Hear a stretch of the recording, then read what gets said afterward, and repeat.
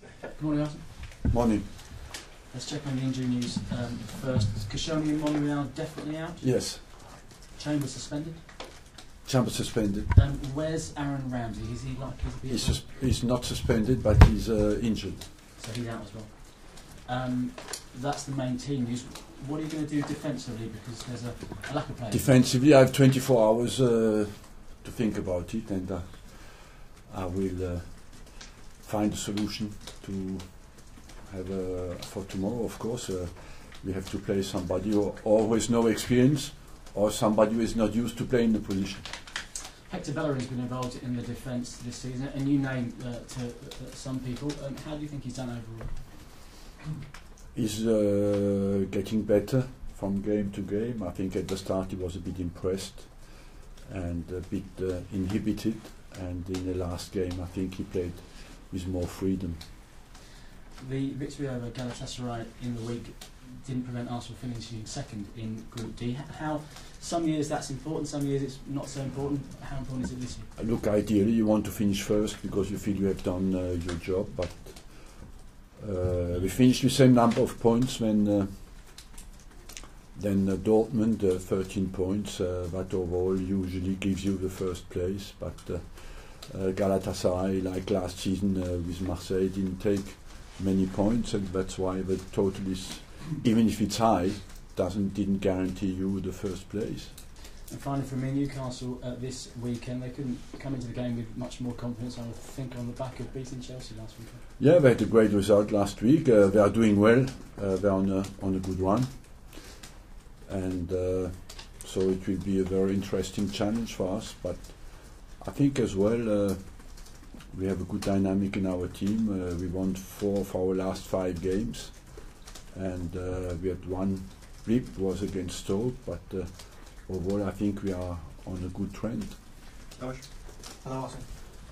On Aaron Ramsey, is it just this game he'll miss, or is it more longer term? We got the scan last night. I don't know enough the extension of his injury.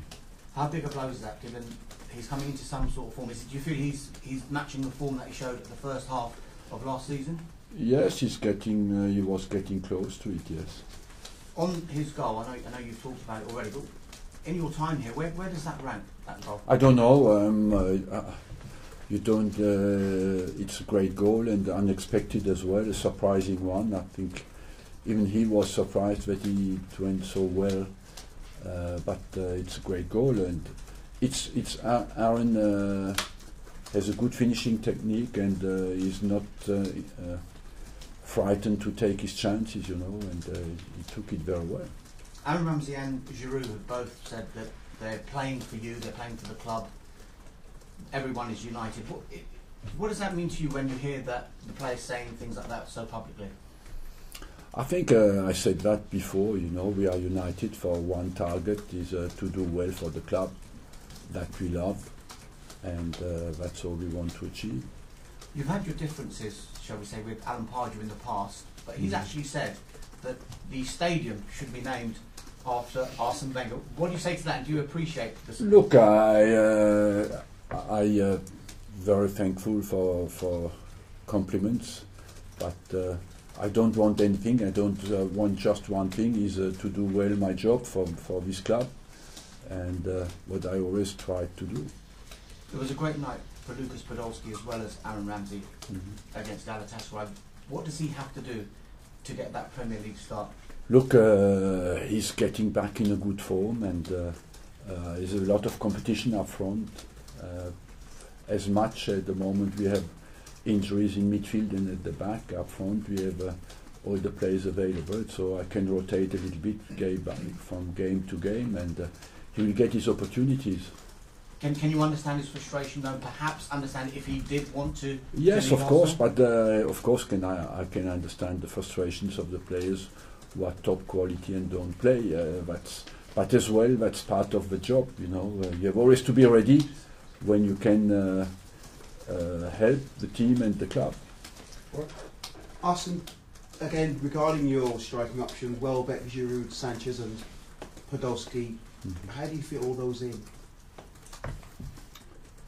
I play I cannot play all of them, so so I have to make decisions.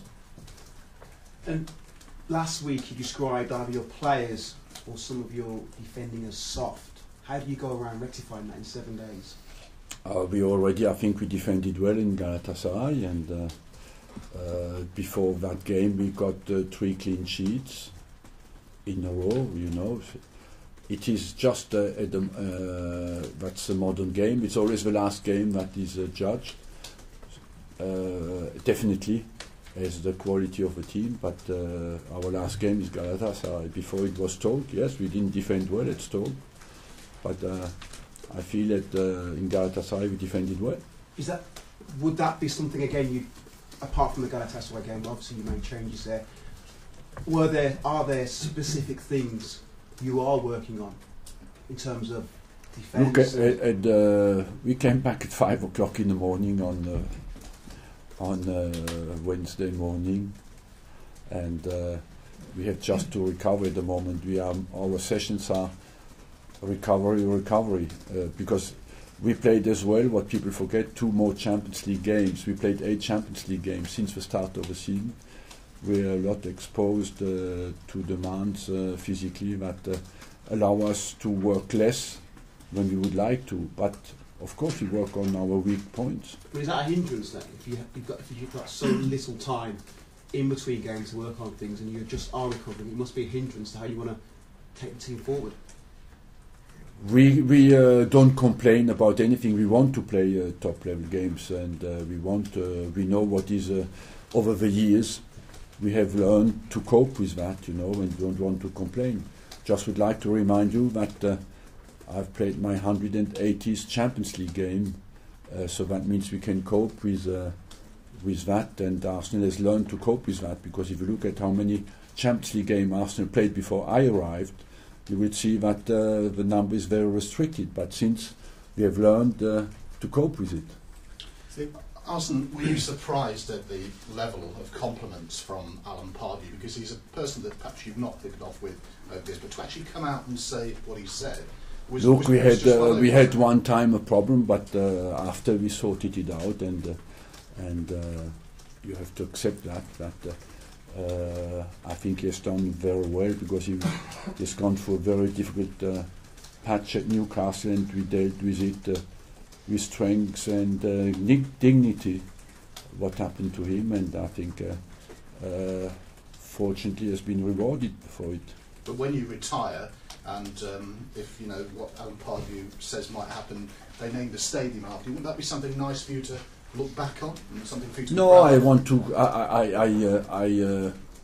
I think what I want comes from inside of myself, and that is just do well my job. When I retire one day, to feel I've given absolutely everything to do well what I did, with honesty and total commitment. That's all I want. I do not want anything from outside. So it wouldn't mean anything to you? I do not say it wouldn't mean anything to me, but I don't demand anything other than from myself. Arsene, just check on a couple of players. Kieran Gibbs, is he available? Kieran Gibbs is available, yeah. And Matthew Flamini had a problem in the week. Matthew Flamini is available as well. Right. We have a few good news. Are you still confident that Laurent Koscielny doesn't need surgery on his Achilles problem? Yes, because it's a calf problem he has, you know. He has a calf strain that might be linked with the fact that he overprotected maybe a little bit his Achilles, I don't know. But the Achilles looks quite all right. So the Achilles inflammation is gone now? It's not gone completely, but on one side it has gone, on the other side not completely, but he could play. Would he not have a calf strain, he could play with his Achilles. Right. I'm just looking ahead to the transfer window next month. Just in general terms, how do you think this market is going to compare to previous Januaries in terms of player availability, clubs that are active? There's will be very little activity because all the big clubs don't want to keep their players, and will be as usual quiet in the first 3 weeks and a bit frenetic in the last 3 or 4 days. You don't think there'll be more business done because it looks like you're active, Man United might be active, Liverpool looking for players? I don't. Usually, the transfer market in January is not very active. After everyone else who stayed behind in midweek, are they all fit? You said Sanchez had a little groin problem. Are they Sanchez is fit. Welbeck and everyone. Giroud is fit. Welbeck is fit. So they are fit and rested. Okay, so going forwards, it's fine. You talked about the problems you've had defensively. Are you confident that you can solve them on the training pitch, or do you have to dip into the transfer market to get them some help? Look, if everybody is fit and available, we don't need to go on the transfer market, but we have to consider that Koscielny could be a question mark, with his fitness, and we have to go out on the transfer market, yes. This week we've seen Nigel Pearson's been charged with the FA for reactions he gave to the fans. Is it difficult for managers sometimes to keep themselves from saying what they shouldn't? Yes, I believe that you have one tolerance, zero for no respect, but not only go one way.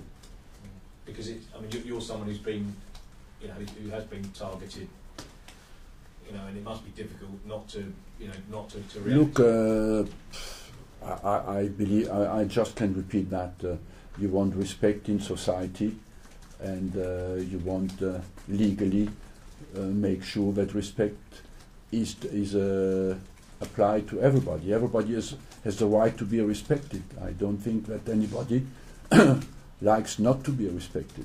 Okay, last couple. A lot of talk this week about what happened at Stoke, but do you think the managers are sort of criticised too quickly these days? You've got like a 3-game period that people seem to judge. Should people see the bigger picture maybe a little bit more? I think